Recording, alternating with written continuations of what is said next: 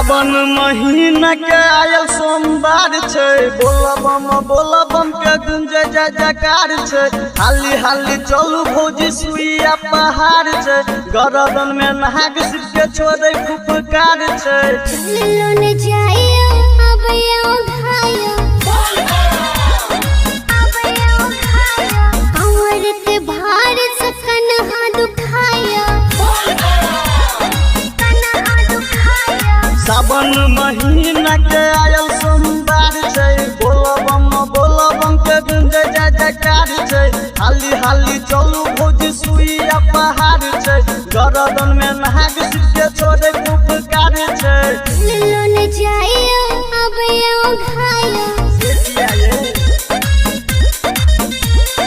कमर के भार सकन हा दुखायो मौन पकड़ ले छी।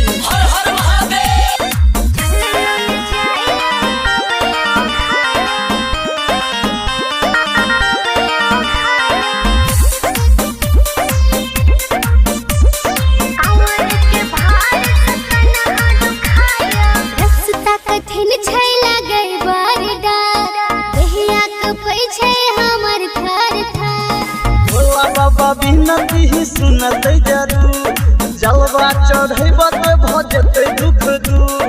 चलो न जाइयो अबयो घायो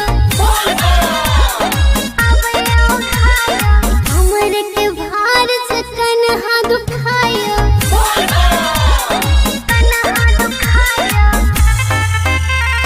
रूपम रिकॉर्डिंग स्टूडियो मधुबनी।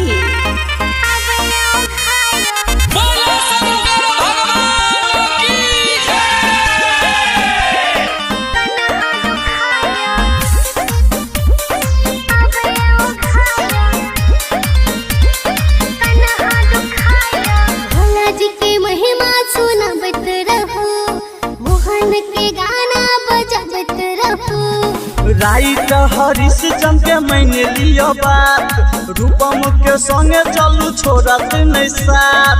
चलो न जाइयो अबयो घायो से किया कमर के भार सकन हा दुखायो